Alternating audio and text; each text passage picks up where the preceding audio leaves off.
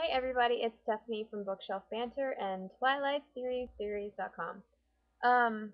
Okay, so today I am reviewing The Iron Thorn. This book, let's just start. Oh wait, I forgot. There was something I wanted to say. Doing these video reviews is a bit like living my childhood dream of being on Reading Rainbow, getting to review books. Now, this is not a picture book, as you can see. It is very much all words. It's like 500 pages long, which is one of the best things about it. I love it when series have good long books. But anyway, so I feel like at any moment, LeVar Burton could come out and be like, but you don't have to take my word for it. And then I'm going to be, Iron Thorn, read it because it's awesome. But it's true. It is really awesome. It's got, okay, let me tell you the synopsis. It's about this girl. Her name is Effie. I think that's how you say her name. Effie Grayson, and she's 15. And her family has a history of going insane when they turn 16. And guess who's about to turn 16? Effie. And her brother has gone crazy, and he went when he was 16, and her mother has done the same. Her mother is actually locked up in a mental institution in Lovecraft, which is sort of a steampunk kind of world that's run by these people who kind of, I don't know, it's got dystopian flair with steampunk mixed in.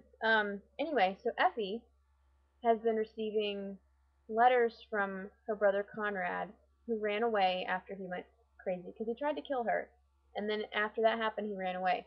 And she's been getting letters from him, and one of the last ones she got from him said, "Help!" And so, guess what Effie wants to do? She wants to go help him. So, the book kind of starts off with Effie and her best friend Cal, and they both go to school together. And they start off on the journey to try and find her brother because he's really the only family she's got because her mom is legitly out of it. Like she'll be normal for a second and then she turns on Effie and it's nuts. So she doesn't really have any parents. Like she doesn't know who her dad is or anything like that. She doesn't even know. She thinks he's dead, I think. So yeah, she starts off on this journey and she meets this boy. There's always a boy, and his name is Dean, which makes me think of Gilmore Girls, of course, but whatever. So anyway, Dean is kind of, he brings levity to everything. Now he's not a complete, like he's not like a jester or anything like that, but he's kind of witty and snarky, which I like. But there's one description that Caitlin Kittredge, the author of The Iron Thorn, has for Dean, and it says, Dean flashed me a smile that promised rule breaking and breathlessness, and I feel like that, I mean, that's a perfect example. That's a perfect description for this boy, or for any boy in a YA novel. Like, boy, and next to that it should say, a smile that promised rule breaking and breathlessness.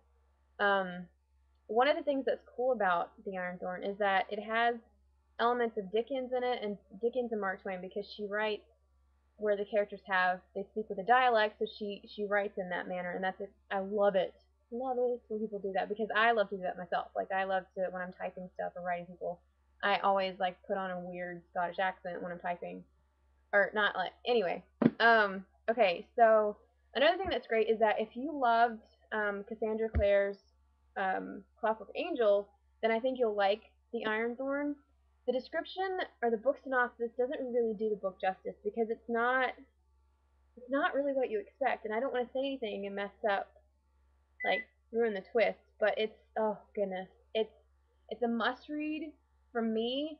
I'm gonna give it like 4.5 books because it was so, it's just, oh, it was just really good, and I'm excited about the sequel, which comes out I think in February of next year, and I think it's called The Iron Codex. I'll post all that information on BookshelfBanter.com with this video. Let's see if there's anything else.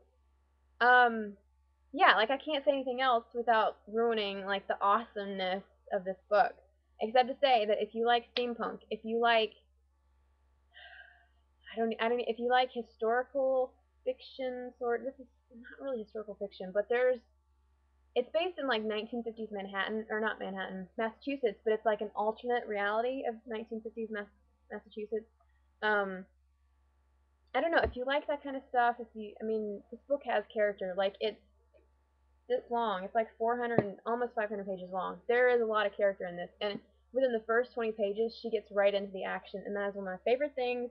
I like it when they don't dawdle and they're not like, oh, this boy is so cute, and he did all these wonderful things, and la da da da da. No, we get into the action, yeah.